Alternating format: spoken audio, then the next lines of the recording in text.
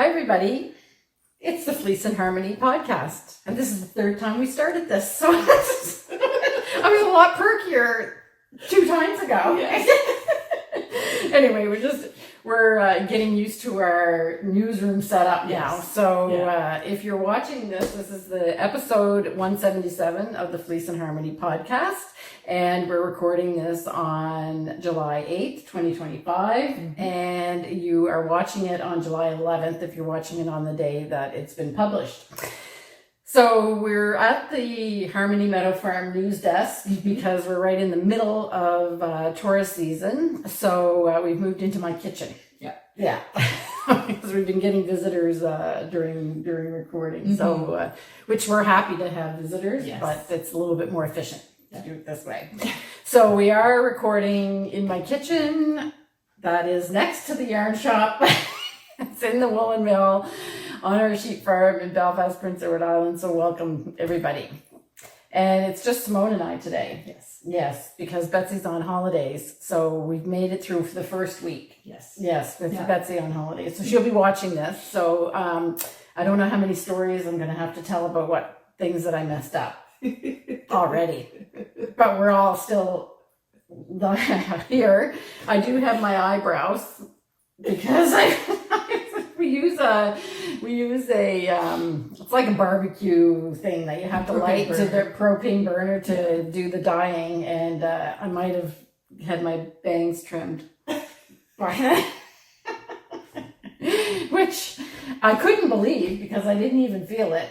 But it's just that at night when I got home that night I went like this and I was like, oh, it feels a little crispy, but it actually did to the perfect length. That's right. I had to laugh though because it's like, oh, would have read the text. Yeah, exactly. And Betsy she's got really good. I think they're called grease monkey gloves that she uses for dyeing. So I had those on, and either they leaked because I was using them more than once. Or this could have happened. My nails, I don't know if you can see it. It's that purple amethyst. It could have also happened when I spilt the jar of amethyst brooch dye over everything, including. So by the way, Betsy, you've got a new scale and a new calculator. It was purple everywhere. Yep. It's the only color that we have that is more intense is crowing. Mm-hmm. And so it just was, I had to decontaminate the dye room because it just splashed everywhere. And one little drop of that in something that's not supposed to have purple in it, it just turns everything purple. Yes, exactly. Yeah. So we're having fun. Yeah. But we're doing okay. 3 more weeks. We can do it. Yeah, so if you're wondering if we're missing you, we miss you. We miss you, yeah. So anyway, but we're all good.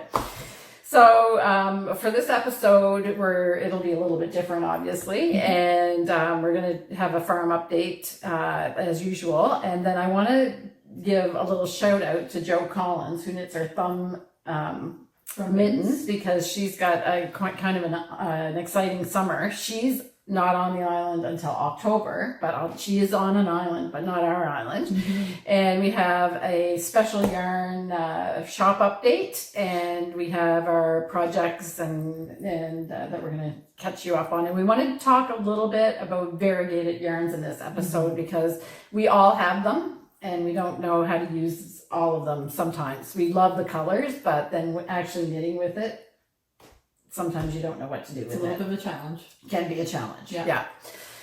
So to start with the farm update, we have visitors. My sister and her husband have come with their camper, campers have come a long way since I've been in a camper. Yes. They were all set up. It looks like they've got a gazebo. They've got a whole thing, and they're under the trees. It actually looks really nice. It does. Yeah, I think Ken wants to move in with them.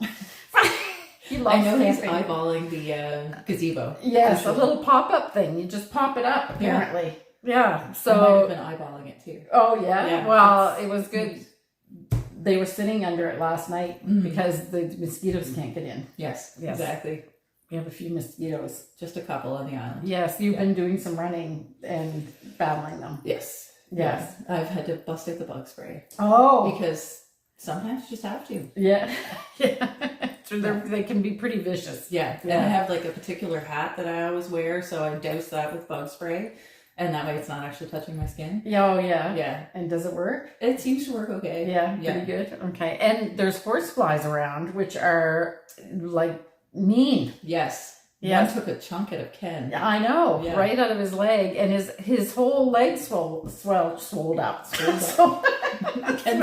Yeah. Anyway, so that's what's happening. We're battling bugs, and we've been eating strawberries every single night for the last 2 weeks. Yep. You too? Yep. Yeah. It's so good. I know. So at Cooper's store, we have penny strawberries, and I have them every night. We're making snack. I know. Well, yeah, but except I'm making shortcake with it. Oh, okay. Every night with whipped cream. I prefer my strawberry shortcake on angel food cake, though. Okay, because I'm a biscuit person. Oh, biscuits. Yeah. Oh, so okay. Biscuits That's and hardcore. strawberries. Yeah. And then whipped cream. Okay, and do you mash up the strawberries and make a syrup? Slice. Okay, just sliced, but on a biscuit. Yeah.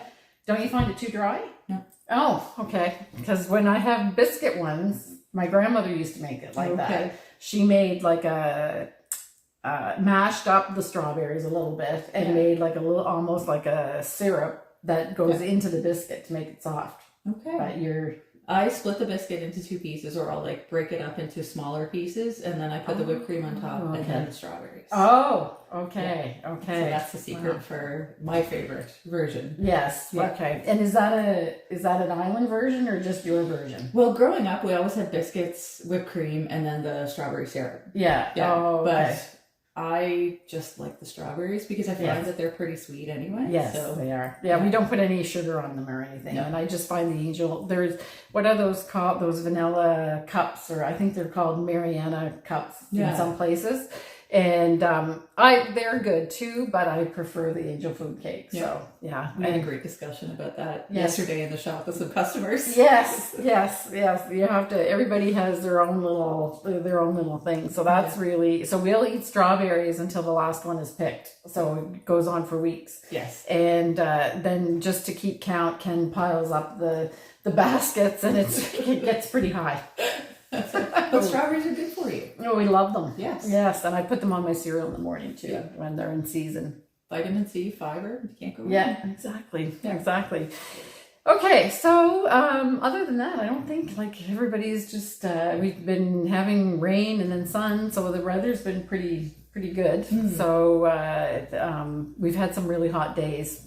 I don't know if it's because I'm getting older or not, but we got a heat pump 2 years ago, and I'm somebody that I always said I hated air conditioning, but not so much anymore. I love it. Yeah. Yeah, well, you're always hot. I tend to run hot anyway. Yeah. I'm always cold. Yeah. So anyway, so I think that's it. So I think what we'll get going, and the first thing I want to talk about, partly because it's as cute as a button, but second of all, because I don't want to forget. So Joe Collins, who knits our thrum mittens. So if you don't know what we're talking about, we talk about thrum mittens quite often because we think they're really cool. Yep. And a very maritime or Atlantic Canada tradition from Newfoundland. And if you're not aware of what's inside a thrum mitten, it's a style of mitten that has just the rovings like that. So we've featured, it's knit with our signature Aran yarn, and we have wool for thrums in the shop. And if you buy the thrum roving, that specifically in the shop, you'll get 2 bags of roving, which is enough to stuff your mittens. Mm-hmm. And we, Simone found a good pattern called Thrum Away. Yeah, yes. Thrum Away mittens. And I'll put the designer, because I can't recall it right off the top of my head right now, but that's if you want to knit your own. But Joe, who knits these, had the opportunity. Did I tell you anything about this? She mentioned a little bit, and then you mentioned a little bit, but it's fairly new to me, so buckle in for the story. So she had a friend that had a little tiny kind of a gift shop on a little a part of what is it? It's southeastern Newfoundland, and it's on the Irish Loop. They call it the Irish Loop. So Newfoundland was had a lot of Irish immigrants that came to Newfoundland to do fishing and everything, and where they've settled, there's this little kind of like a self-guided tour kind of loop. It's not there's no signs that say you're on the Irish Loop, but it's the way that the highway goes. And it's about 300 miles or 200 kilometers around that whole thing. And it goes to a bunch of little outports, and it's all along the coast. And you see you go by a nature reserve where the puffins, there's puffins that live there. And there's a lot of whale watching that's on the coastal side of the loop.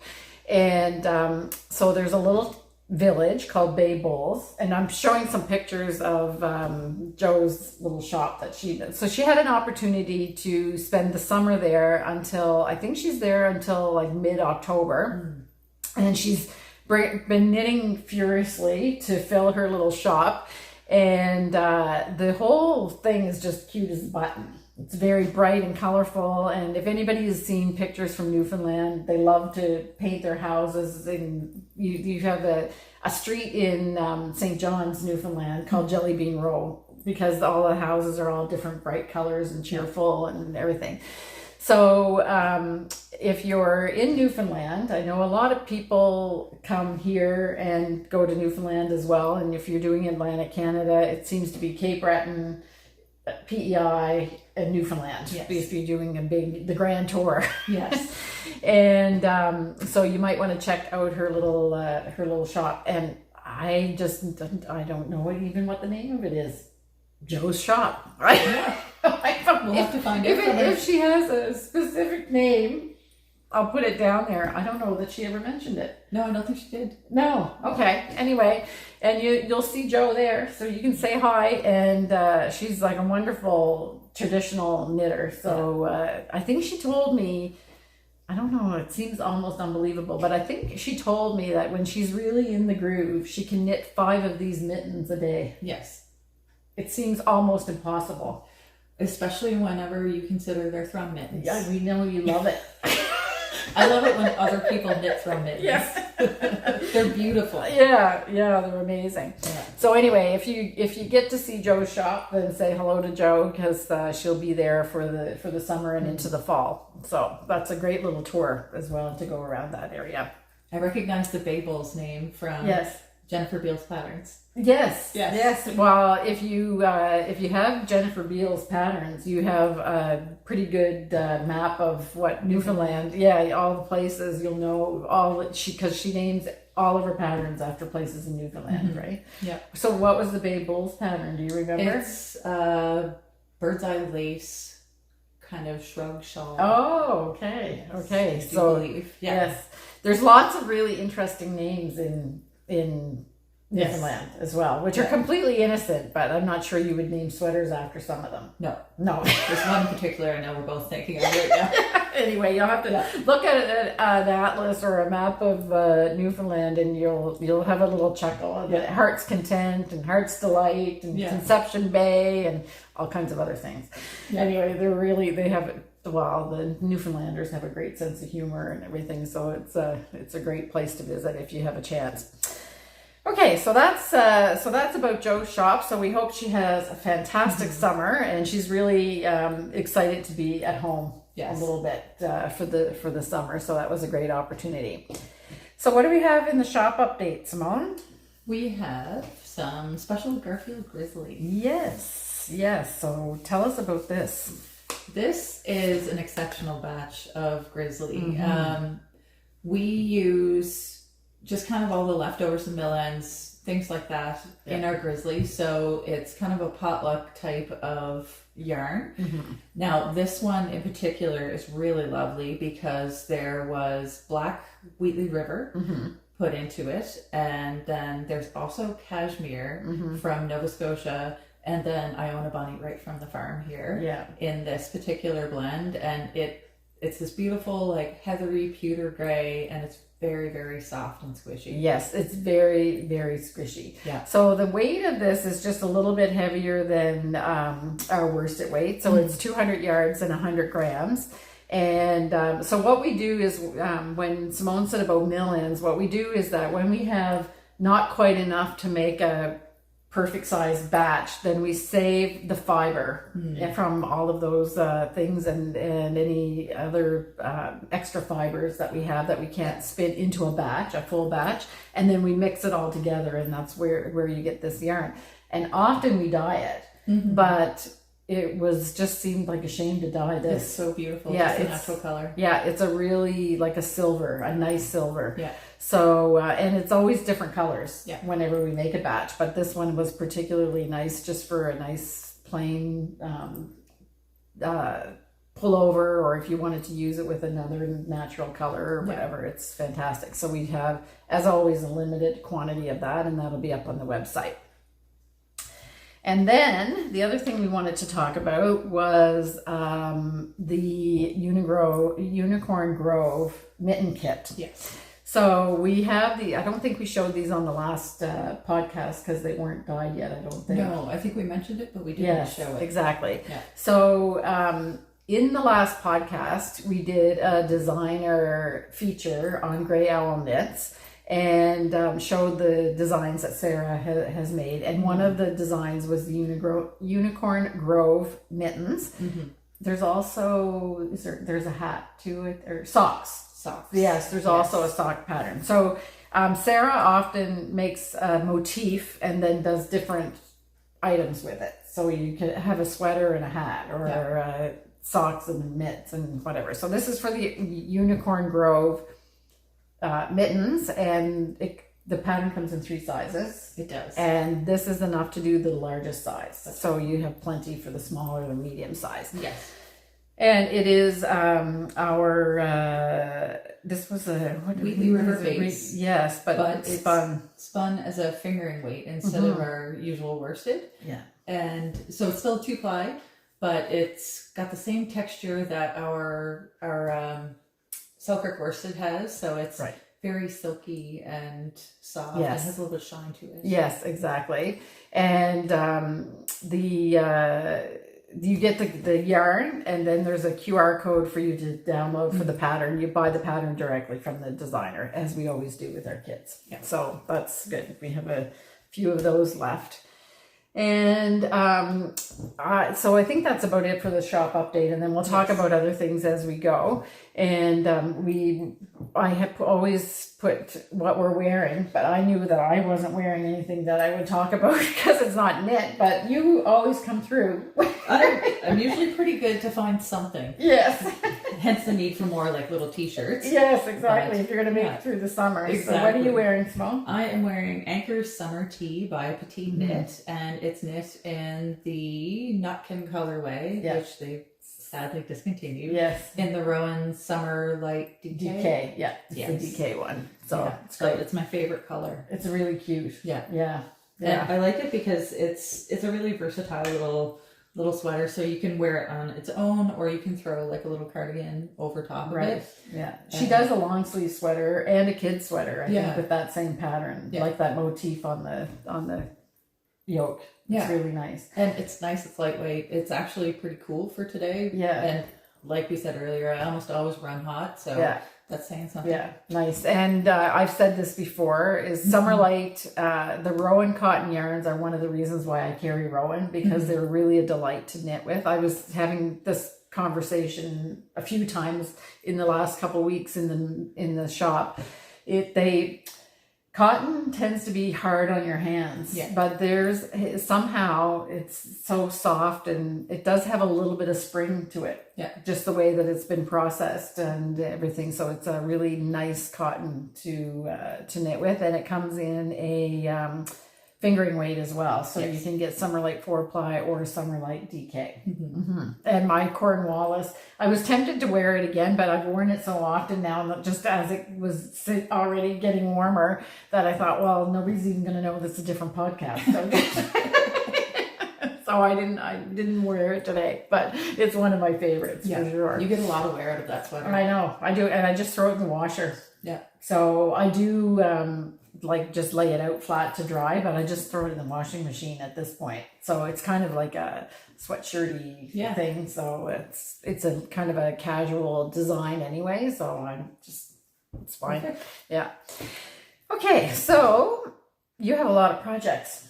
I have a few, yeah. Yeah, so we'll show here, or I might have already showed the picture of the unicorn. I want to always, I can never say it. Unicorn Grove mittens that you're working on. Yes. Yeah, so I'm knitting the shop sample of the Unicorn Grove mittens by Grey Owl Knits in our lovely little kit here. And unfortunately, I forgot the project home today. So we'll have to show a picture here. Yeah. But it's a very fun project.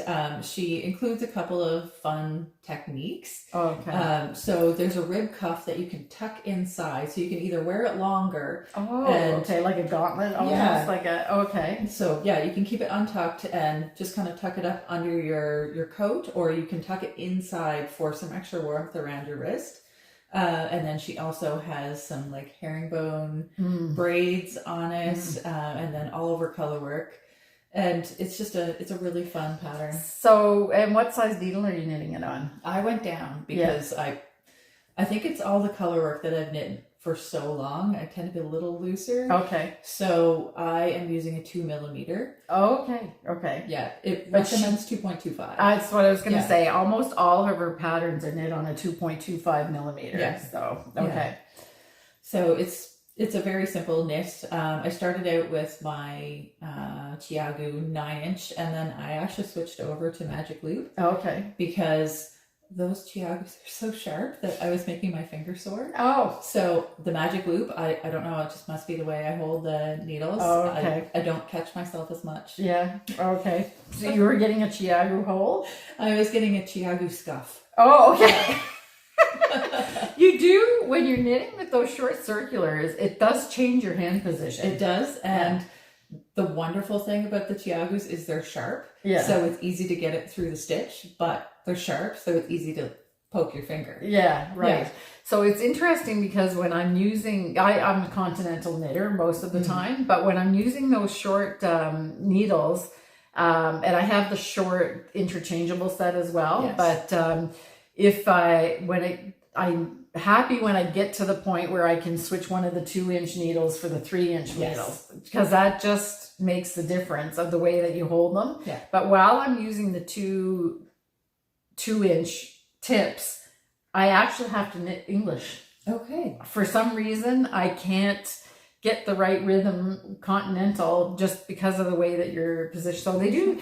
I highly recommend the short circulars, but I always tell people when they try them for the first time that you do have to get used to using them. Yeah. It is like, it does put your hand in a different type of position. Yeah. So, but the good news is as soon as you get a little bit of circumference on whatever you're knitting, you can switch one of the 2-inch needles for the 3-inch if you have the interchangeable set, and then it seems to make all the difference. It really does. Yeah, and it makes color work in small circumference so much easier. Yeah, because then you don't have to worry about any pinching or laddering or anything like that. Right. Yeah. And if you're a big fan of Magic Loop, then you're thinking, well, I don't know what the big deal is. But if you're not a fan of Magic Loop, and if you are not, you know, it just really it's one of those polarizing things. Yes, polarizing. Yes, and you love it, you hate it. Yes, exactly. And I'm not a fan of Magic Loop, but it does take getting used. Well, any technique takes getting used to, I guess, if it's not your go-to. Yes, because you do Magic Loop all the time. I do. Yeah. So I sometimes, so when I say that I don't really enjoy Magic Loop, I am kind of cheating a little bit because I do kind of half Magic Loop. Okay. So rather than the full technique, you sometimes can just pull one side out and then do it that way rather than having loops on both ends. Yeah. Because often I kind of switch around but I don't change the cords because with magic loop, to do magic loop, You need a long cord. you need a long cord. Yeah. So I just really can't help myself. So I don't get up and get the long cord. I just try to do it with a medium-sized cord. Maybe it's knit with loop. I do. Like just get up and get the longer Get your cord. Yeah, exactly. So anyway, but each to his own. Yeah, that's right. But for me, the short circulars are the best. That's what I like. I'm also getting towards the tips of the mittens where I'm going to have to start decreasing. So magic loop it is. Yes. Yeah. So I do find that easier for me. Yeah. With the tips of mittens because it's so much easier to deal with 2 needles than 4 or 5. Yeah. Okay. But I like using double points too, though. So I'll go for the double points if I'm not too lazy to get up. Yeah. I have to find them. But I find my cats are really good, but it is a bit of a temptation with Ginger Snap. Oh, Whenever I'm knitting with the 4, he finds it irresistible and he tries to like rub his little cheeks on my needles. And I'm sure I'm going to do that too. Yeah, that is annoying when that happens. Yes. Okay. We love them. Yes, we do. Yes. All right. So, and then you have your Sea Faerdy. Yes.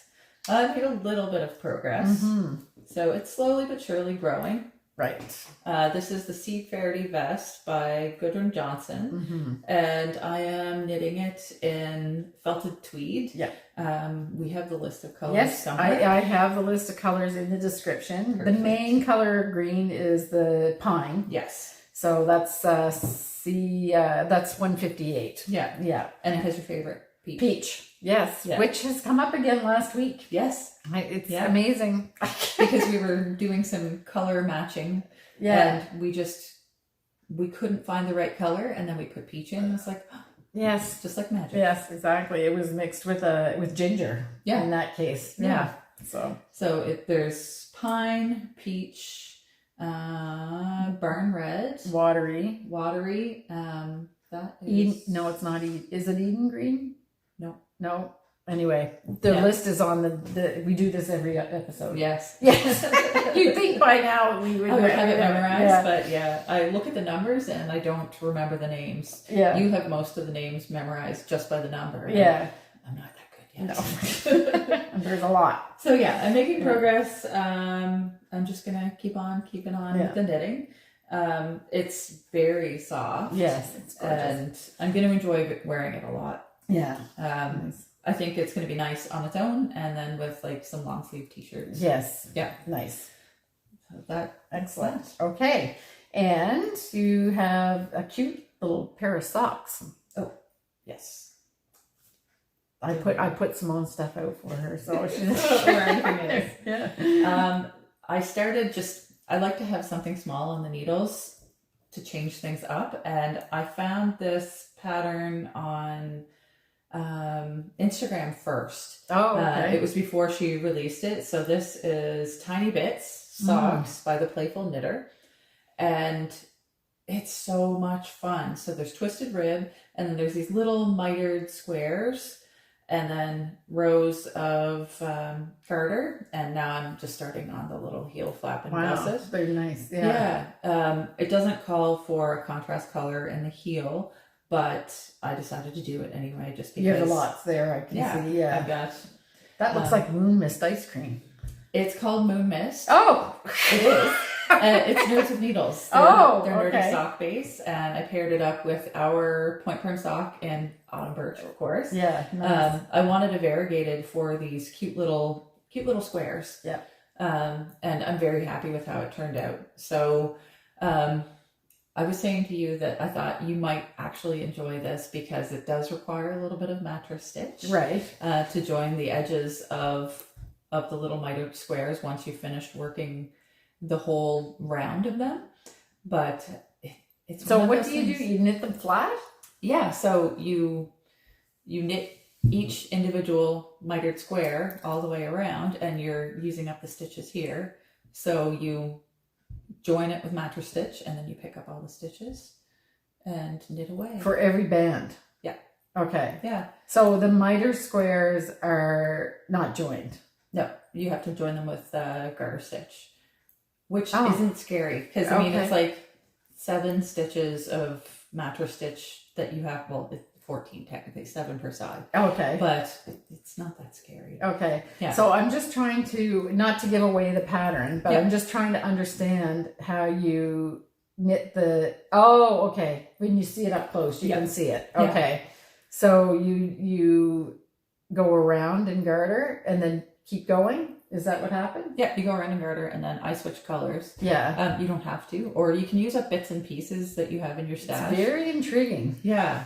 It's a really, really fun pattern. She did an amazing job writing it. Yeah. And it's what they call potato chippy because Yeah. you just want to keep on knitting these little mitered squares. Yeah. Yeah. It's very fun. So and now I might have to make them just so I see how it works because I can see how it works, but I can't understand how you do it. Yeah. Interesting. It's really, really fun. You have to get the pattern. Yeah. Okay. And what's it called again? The Tiny Bits Socks By the Playful by the Knitter. Playful Knitter. Okay. Yeah. So she has it on Cool. Ravelry. Something really different. Yeah. It looks is. really different. Yeah. And like I said, it's one of those fun techniques that you just want to keep on going. Just Mhm. one more round, or one more little mitered square. Yeah. And it's the perfect stash buster. So you don't have to use variegated. You can use little tiny bits and pieces that you've been saving. And for the leg, it doesn't even have to be sock yarn. You could use little bits and leftovers of fingering weight Okay. because there isn't a lot of abrasion on the Right. leg. Right. I probably wouldn't do that for the heel and the toe, but yeah, Cool. it's a great way to use up Yeah. scraps. Yeah. And obviously you're doing magic Yes, loop with a I'm nice doing long magic. needle. Yes. And Cool. then just like a slip stitch, heel flap and gusset with the garter edge. Yeah. Because it just makes picking up so easy. Yeah. Yeah. Yeah. Well, they're really cool. Yeah. So when you take a picture of that, you'll have to get a really close up. Close up. Yeah. Yeah. It's Cool. fun. Okay. It's always fun when you find a new technique. Yeah. Yeah. Something that you wouldn't think about how because I understand your explanation, but I'm like, Yeah. okay. Anyway, that's good. Okay. And then you have your Lunenburg Yes. towel, and I left it in your beautiful project bag that you made. Yeah, I was saying to Kim, I need more of this bunny fabric. Yeah. It's really cute. Yeah. Yeah. That was one of the fun projects this spring. Yes. So this is Are you missing your sewing classes? I am. Yeah. Yeah. You're going to do it again? More? I hope so. Yeah. Yeah. I really enjoyed it. Yeah. And I find that the summer is busy, and because I don't have a dedicated sewing space, it's really hard to kind of take over the kitchen. Right. Especially with extra people home. Yes. Yeah. And then you have to move everything. And Yeah. that's Yeah. nice. So it's been a little disruptive for my Yes. sewing, but Yeah. I'm not complaining. No. You got lots to do. That's right. Yeah.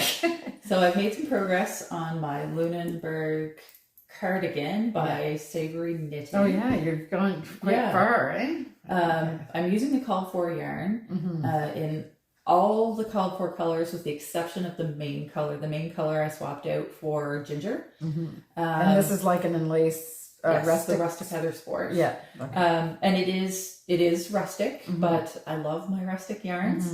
So if you were considering knitting this and wanted something a little bit softer, the specs are pretty much the same as our felted tweed. Right. Plus there's over 50 Yeah. colors. 63, I think now. Wow. Yeah. There's And a I lot think of in the colors. fall they're launching some more colors. Wow. Yeah. Something for everyone. Yes. They are discontinuing a couple though. Yeah. So I don't have the full list right now, but I know one of them was Phantom, and there's a couple of brown ones, and but they're adding other colors. And a couple episodes ago, Betsy said it's hard to believe with all of the number of colors, and you guys were talking and saying, but there are a few. You could make a few suggestions. Yes. So I'll have to show you the list of the new ones that they're coming out I'm with. looking forward to it. Yeah. Yeah. So, yeah, making lots of progress on this. I am doing helical knitting because it is a hand-dyed yarn, and I'm not sure if you can really see it from here, but that is my steek channel. Yeah. I'm planning to steek this. So I did the corrugated, well, not corrugated ribbing, but what do you call that? Little train tracks? Yeah, I guess so. Yeah. I did the little train tracks for the colorwork section, and then so I know where to sew and cut, I just included little channels of purl stitches all the way down the front, so it'll make it easy for me to sew it. And that was actually something that was really fun from last time. People wrote in and talked about their experience with the different types of steeks. Yes. And one of these days, I'm just going to have to try a felted steek. Yeah. For now, I'm going to go with the sewn just because it's the one that I'm the most familiar with, and I find it the easiest technique for me. And somebody mentioned as well that they had used this particular yarn and they didn't even bother stabilizing it with a sewing machine. Yeah. And I think that's great because it is a toothy kind of grippy yarn. Yeah. But I'm still going to run it through the sewing machine. Fine. Yeah. Yeah. And there was somebody had said that if you're sewing in the sewing machine, if your tension is just not exactly right, it can kind of misshapen the stitches a little bit. And somebody said that if you sew over tissue paper, then that's a good fix because it slides easier. So that's okay. But then you'd have to still be able to see where you're sewing through it. So, and then I was thinking but then she said, then you have to pick the tissue paper out of the stitches. If you put it underneath, it's not so bad. But if you use that dissolvable interfacing, I've never used it, so I don't know. Yeah, I know embroiderers use it. Yeah. So I wonder if you use that, if you can find it. Yeah. Because then you just need to soak it and it just disappears. Yeah, so that might be, anyway, thanks for your comments, because there was a lot of good suggestions there. And it's definitely encouraged me to try something new steek-wise. Yes, yes. So just to be clear, this is the Lunenburg, based on the Lunenburg sweater. Yes. There is no pattern for Lunenburg Cardi. Right. I will talk about the modifications that I made to make it into a cardigan. Yeah. So I did add some extra stitches for the steek. And if you have the pattern, take a look at the yoke chart. I added an additional stitch to the side so that it's perfectly symmetrical. Oh, okay. So that, you want everything centered. Yes, yes. So I have an additional stitch plus the steek stitches. And whenever I finished knitting the yoke, she has you knit the yoke, and then there's a little bit of short row shaping beneath the yoke, to kind of bring up the back of the sweater a bit. So I shifted that because my beginning of round is here, and as it's written in the pattern, that would be your center back. So I just I did a little bit of math, and I shifted where the short rows are. And so that they're in the back. Yeah, exactly. So they're in the proper placement. But other than that, I didn't do a whole lot different.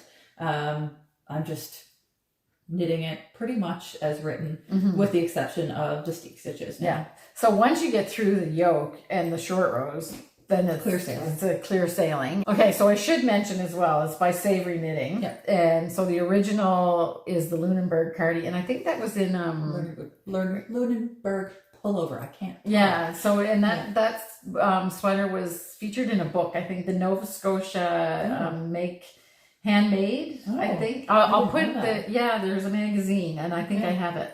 Yeah. So I'll put the title of the magazine, and it came. I'm pretty sure. If I'm wrong, I'll say that I'm. This is not true, but I think it's pretty sure that's where it appeared in one of those. Is it Made by Hand? There was a series of magazines, and they featured different places around the world. And Lunenburg was Nova Scotia was one of the places that they featured. And I think the Lunenburg pullover came out of that book. But you can buy the pattern separately now. So I originally saw it on the Gentle Knitter podcast.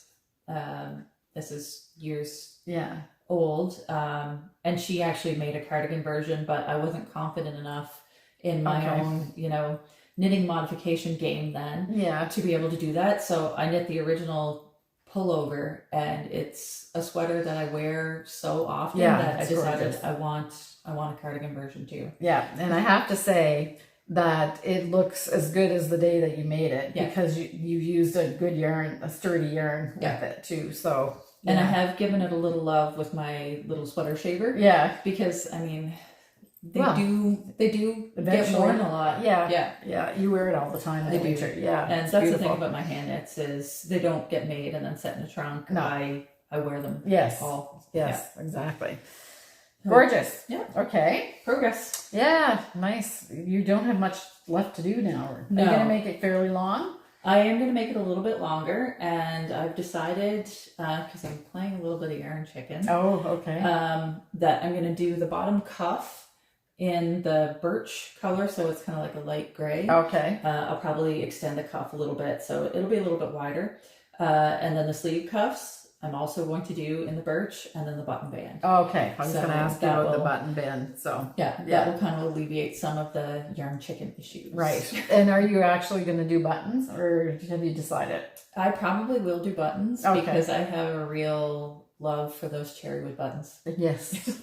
I put them on my Jethro cardigan and I admire them every time. Yes. So the Snowy Thistle has made buttons that we carry, the cherrywood buttons. So they're made by the Snowy Thistle from Nova Scotia. Yeah. And somebody just posted, oh shoot, I can't remember the project it was, but she bought the yarn from us and got the buttons as well, and they're nice. It's hard to find good buttons. It is. So, and these are really cute. They're wooden and they're handmade, and so that's great. They'll be perfect for that. Yeah. Okay, and then Tour de Fleece. Yes. I usually pretend that I'm participating, but I haven't even pretended. No. And I have 3 beautiful bumps of fiber that I need to spin, and it taunts me every time I go behind my spinning wheel is right there at the desk in the shop, and these beautiful bumps that I bought from Lois and Jane at the last Fiber Festival. Mm-hmm. I want the yarn, but I just haven't spun. Or knit with my hands spun. Anyway, good thing you're diligent. I do love my spinning. Yes.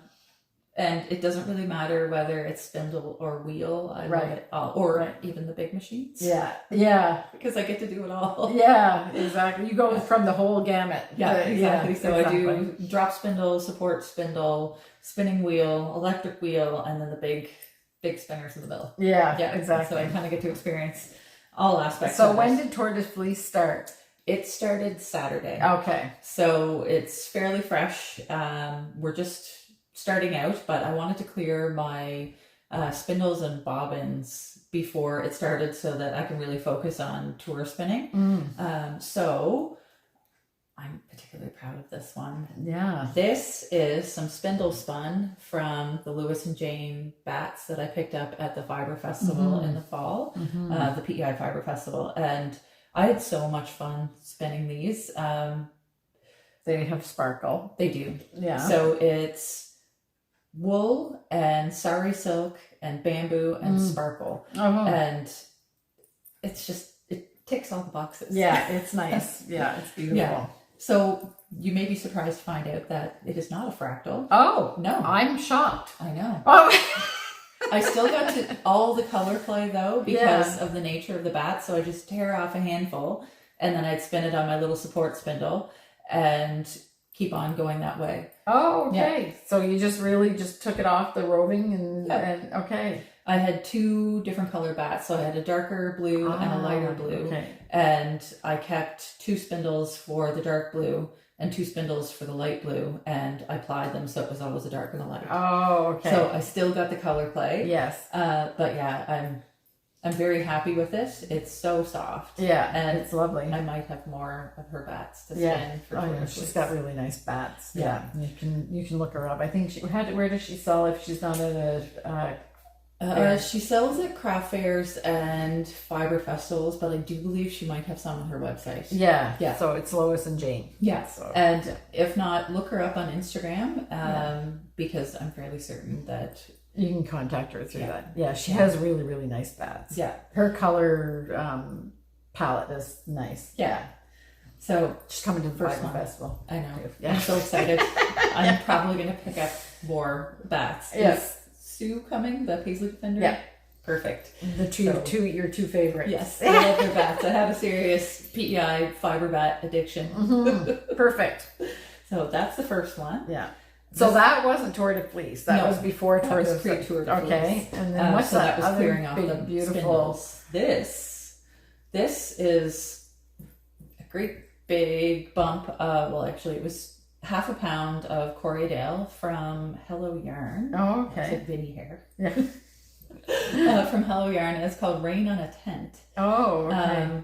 So you showed this a couple episodes ago. Yes, I just showed it on the bobbins. Yeah. I have since plied it, and I'm very happy with it. I It love came the out- name of that. Yeah, Rain on a tent. yeah, she has some really neat names, and it's funny. What draws me the most to her colors is they're a lot like ours. You know, they just have that depth to it. Like she has those fun mustardy yellows, and you never know what kind of great color combos she's going to come up with. Yeah.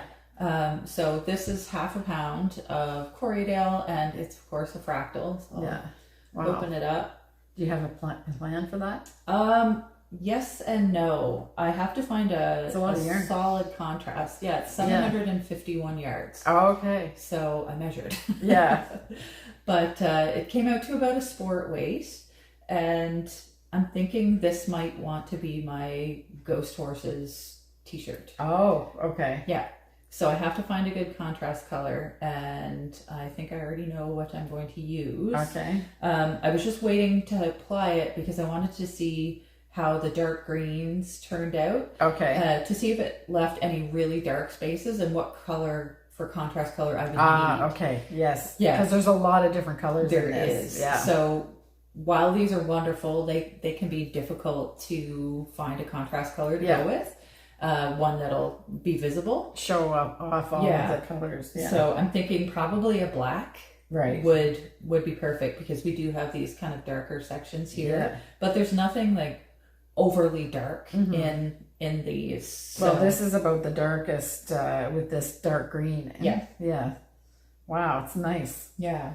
The play of these colors is really nice. And the magic of fractals is it looks this way in the skein, but it looks totally different whenever you knit it. Yes. I've said this before. I spun fractal because of your influence. Yeah. But to look at it I have a better appreciation for it now, but every time Simone wears something with her hand spun in it, I say, what yarn is that? Yeah. What yarn is that? Because the play of colors when it's knit is really amazing. Yeah. And I don't think you can really do that any other way. No. And it's one of those techniques where you kind of have to relinquish a little bit of control. Yes. So if you're a person that likes like very regimented colors, you kind of have to let that go out the window and let the yarn do its thing. Yes. Leave it to chance. Yeah, exactly. Yeah. And sometimes it works out great.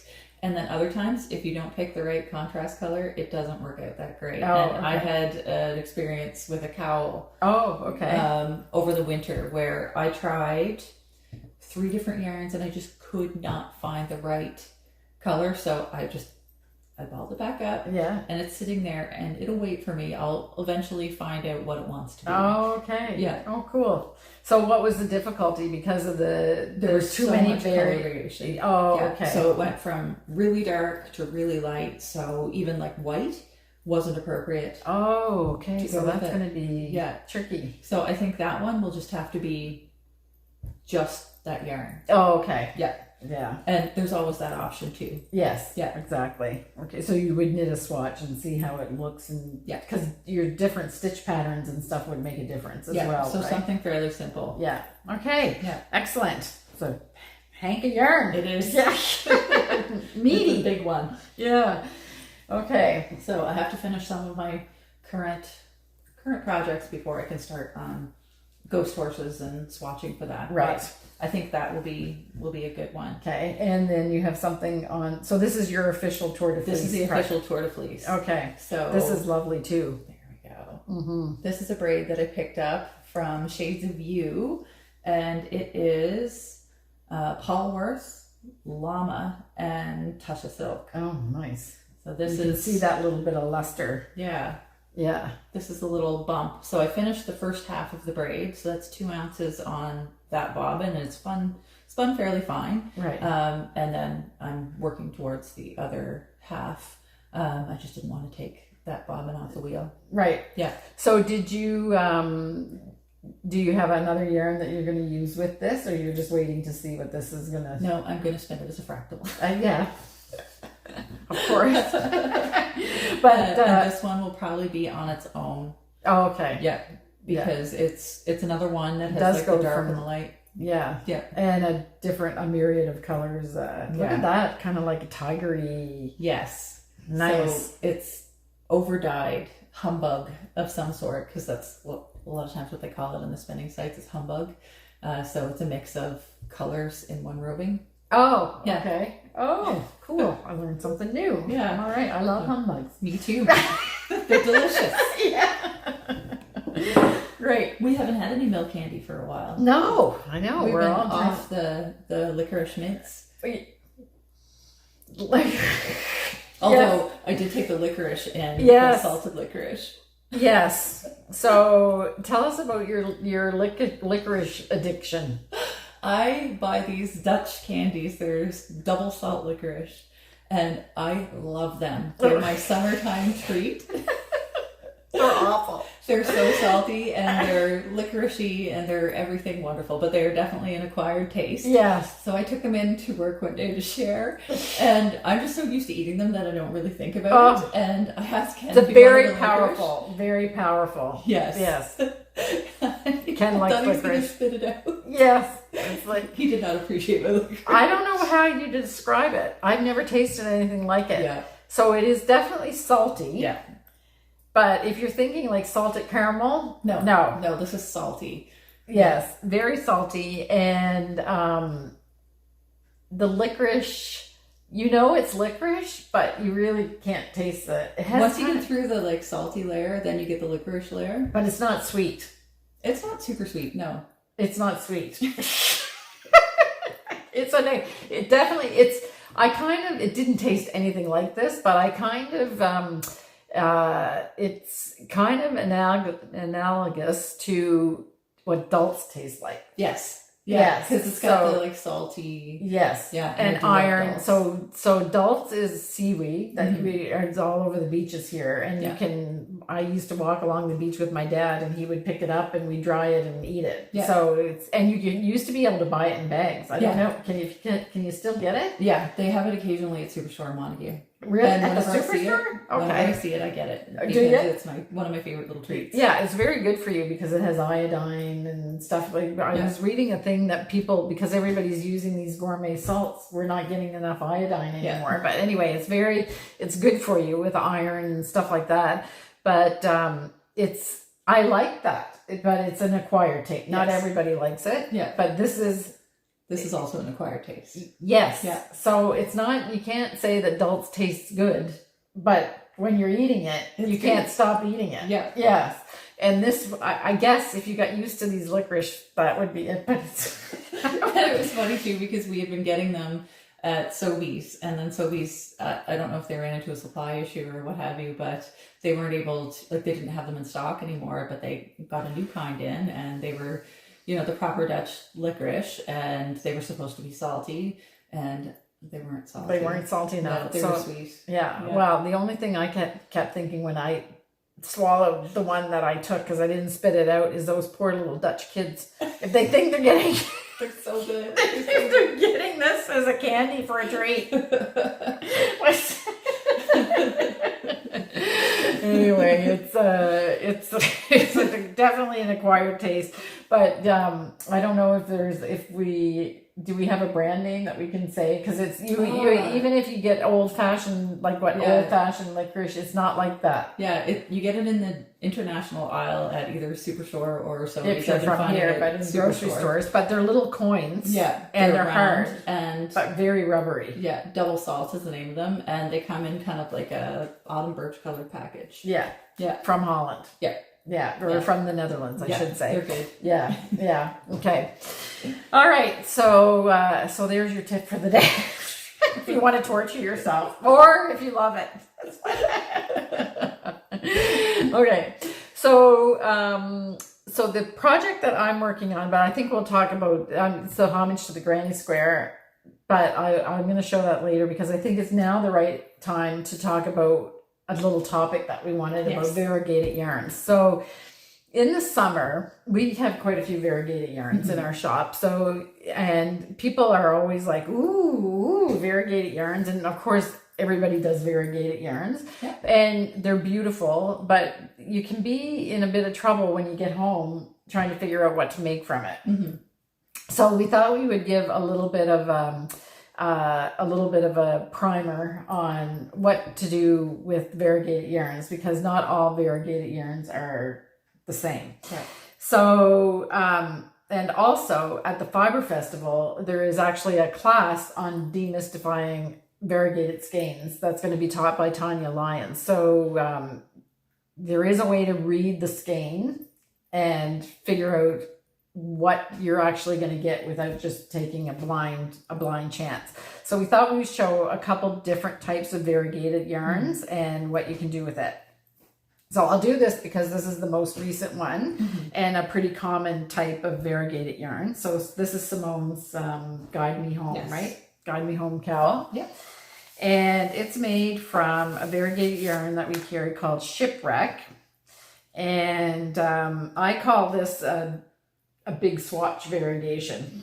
And this is what you get. So when it's curled up in the skein, you see that you have, or in the skein, you can see you have quite long stretches as opposed to a speckle, which we'll show you after. So when you knit that up, these long stretches turn out to be like stripes. So you need to know that. And then in stockinette. So if you knit them up in garter, it looks different. And this is, if you look at the class description on the PEI Fiber Festival website about what Tanya has done, she's taken the same yarn and she's knitted it with different stitches and it turns out different, looks different.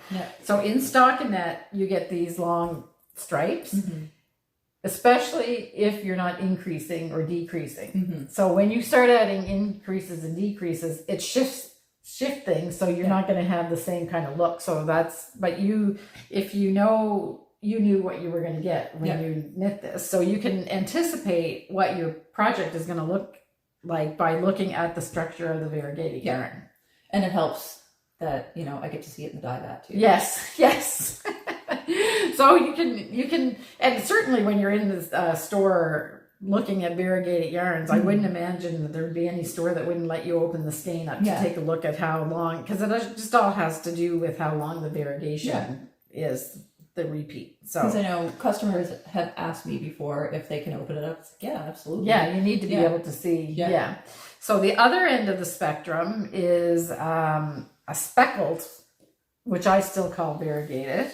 And this is a good example of that. And this is Thistle, which is one of our most popular ones that we do. And you have a lot of white space, but, and we don't do, I have to say that we don't do a, like a sprinkle with the powder. We actually just use really, really fine stripes of the yarn, because we don't want to be throwing dry powder around it back there. So, so you just have these really short dots and dashes. And you could knit a full sweater out of this and you'd have kind of like a dotty look, but I really like it in color work. So I have, this is my Hinterland sweater by Jennifer Steingass, and it's knit in Thistle in the color work, and Pine Forest is the contrast color, or the main color. And the impression is that the color work is really intricate. Because of the speckly yarn. But it's pretty basic. The color work is basic, but I don't know. There's every second customer that comes into the shop says, "Oh, how did you do that?" It was a big Hinterland day yesterday. Which is that it's gave us an idea. So so if you have a speckly yarn, you have this, but you have to be a little bit careful with your choice, because you do have to match the like the colors together. So the speckle, the color of the main color can't be directly in the speckle because then you'll lose contrast, especially on something that's like a one stitch width motif. And the point with this is you want to add a little bit of interest, like you're using slightly different colors, but you don't want to make it too busy. Yes, exactly. Because then you don't get to see the beauty of these fun yolks and things like that. So we have other speckled yarns in the shop as well that are more intense. So you would get something different with that. And I'm going to show a project that's kind of in between. So this one is very muted, and the green that is in it is a lighter version of Pine Forest. So if you happen to be able to see the dyer when you're there or know how the dye was made, then you can it works perfectly because it's the same tone. Like in the So there is other green in it as well, but so that's how that works. So then you get this super simple, like the color work yoke. It was not difficult, but it looks more intricate than it is. Yes, because of the variegation. And then so this project is my Birds of a Feather. I love the shawl. Yeah, I do too. It's nice. So this was knit with the very first batch of Celtic cashmere that we made. And the color is Petals, which we have in Wild Winds. And so this is knit in garter stitch. So, but the Variegate, I don't have a sample of the petals here because we didn't, this was a couple years ago that I knit this. But I can tell you that it wasn't quite a speckle, but it wasn't a long repeat either. So it was somewhere in between. So if you're interested in this is an Andrea Mowry design that was in Lina number 3, I think, but you can still buy it. It's called Birds of a Feather, and you knit it with a sport weight yarn or a fingering, and with mohair, and this is the kid silk mohair and cream with the petals, and then it's garter. Well, it's easy. And then I think the mohair is garter as well, so easy to do. So then you get this kind of look where it's a little bit more like dashes. So and then you're increasing and decreasing, so then that mixes the variegation as well. So there's lots of ways to use variegated yarns. And but they do with a little bit of knowledge, you can kind of anticipate how they're going to feel, or how they're going to knit up in whatever project. And if you have a stash of all of those beautiful variegated skeins that you purchased, and you really don't know what to do, then you might be interested in the class at the Fiber Festival. So I forget which day on the Fiber Festival, but if you go on the PEI Fiber Festival website, it's Tanya Lyons, and the class is Demystifying Variegated Skeins, and I looked it up, and she does have some space left in that class. So if you want to dig into that stash, So is there anything else we wanted to say about that? No, not really. Just don't be afraid of them.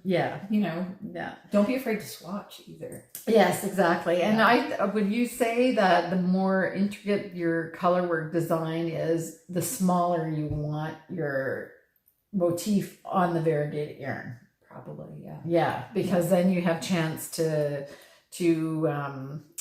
highlight the dots. I guess is that. And then in when you have a long variegation like this, and you're doing straight stockinette, you can expect that you'll get a more stripy effect. Which plays beautifully in this kind of moody sky. And with these longer stretches of color too, you can play around with assigned pooling. Yes, exactly. So assigned pooling is, I'll show a picture of the the striped floral bouquet shawl that I did. That right? I don't know, is it striped first or floral first? Anyway, I have it written behind the desk so that when people ask, I know what this is called. Exactly. So that's actually it looks like a long variegated interval, but you just you do a cluster stitch when you come to a certain color. So in this case, if you wanted to do something assigned pooling with a skein like this, when you got to that blue part, you would do some kind of a stitch that gathers up all of that color, and it doesn't take many stitches. Yeah, like it's probably 5 or 6 in a cluster. It's surprising, isn't it? Yeah, really, you think it's really long, but when you do a couple wraps and clusters, it goes pretty fast. Yeah. So in fact, when we were making the tea rose for that shawl, we had to do it a couple times because we started with a little interval like this, and you got 2 stitches, so we had to make it bigger. So anyway, that's just a little comment on variegated yarns.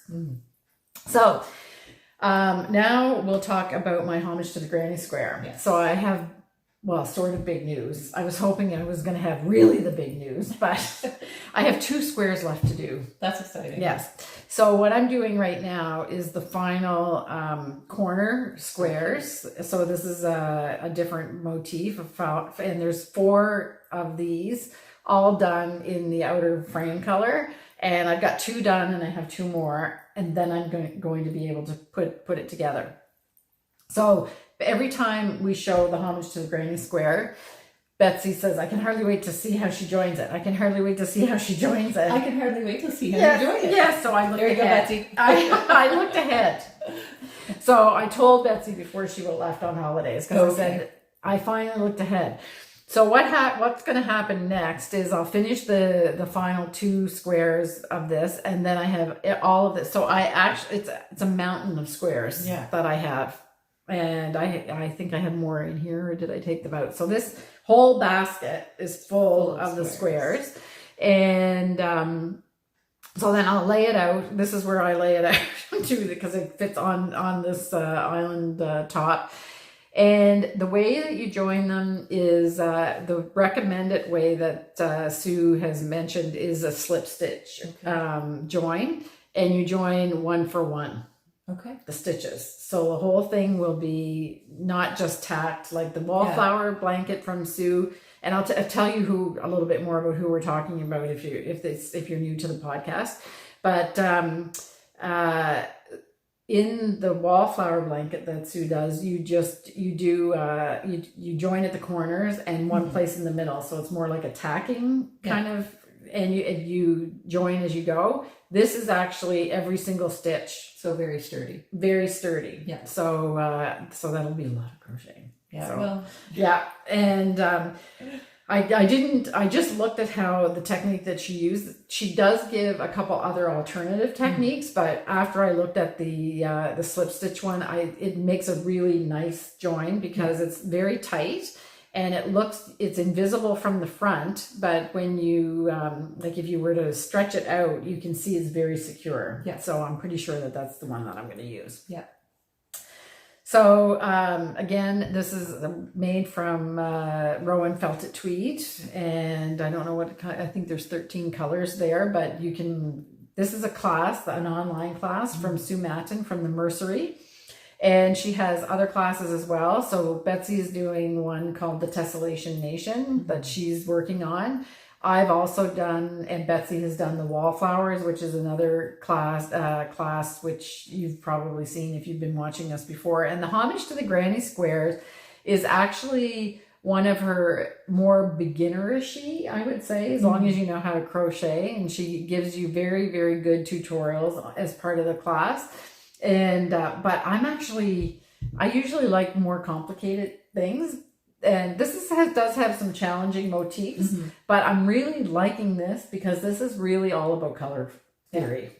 And I feel that I'm going to have a beautiful throw when I'm done. Yeah. But I also learned a lot about colors, and you kind of get in a groove with the blocks. So you spent hardly any time, it feels like, crocheting because you were so fast with them. Yeah. You pick your colors. They're just saying something for me. And you just blew right through all of the squares. Yeah.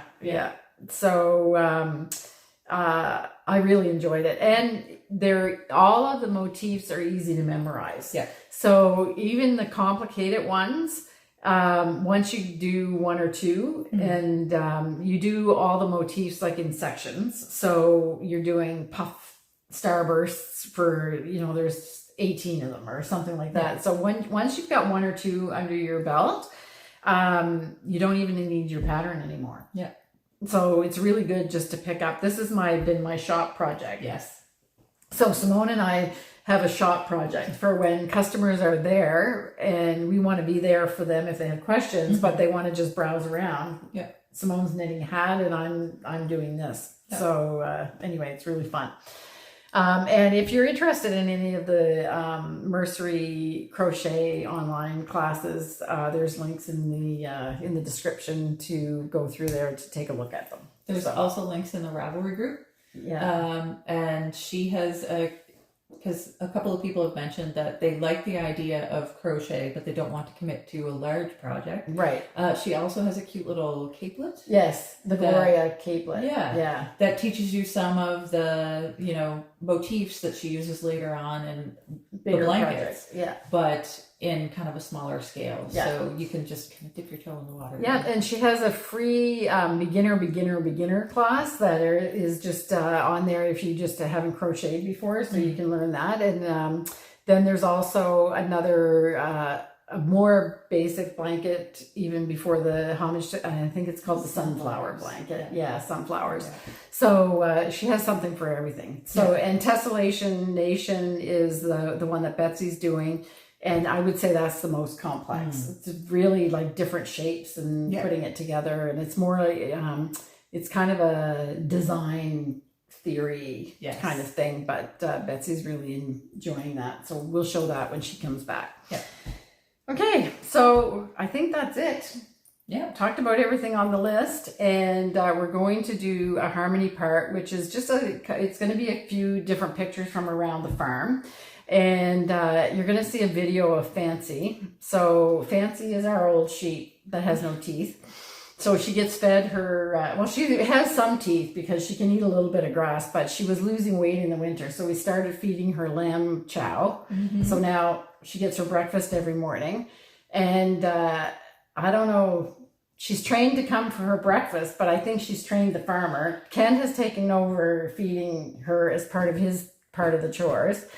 And all of a sudden, the brush, our agenda just fell off the thing. Anyway, if you heard that sound, all of a sudden the brush that we cleaned the buckets with showed up next to the dish. Mm-hmm. And I said to Ken, why is the brush with it? And he goes, oh, well, Fancy really likes to be brushed in the morning now. Yes. So anyway, you'll see Fancy getting her spa treatment. And I said to Ken, because he showed me the video, Fancy is not as thin as she was. No. And she can't blame it on the wool because she was sheared. Yes, exactly. She's looking great, She is. Yeah. She's looking really good. Yeah. So whatever happened in the winter, she finally got, because she was pretty thin at some point, but now she's really making up for lost time. She's making up. She's eating double the amount of lamb chow that she used to be eating. And she's eating grass as well. Not bad for a little old lady. Yes, for a little old lady. Anyway, good. She's having, and I think because the mosquitoes are out around, then I think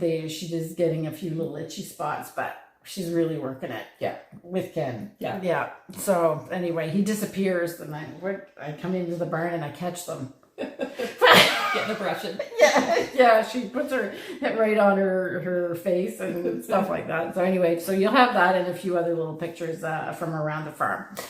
So with that, I wish you a great 2 weeks, and it'll be Simone and I again on the next one, and then Betsy will be back after that. Yeah. So we'll hear all about her holiday. Yes. Yeah. Okay. So have a great 2 weeks with all your crafting and enjoy the harmony part. Bye.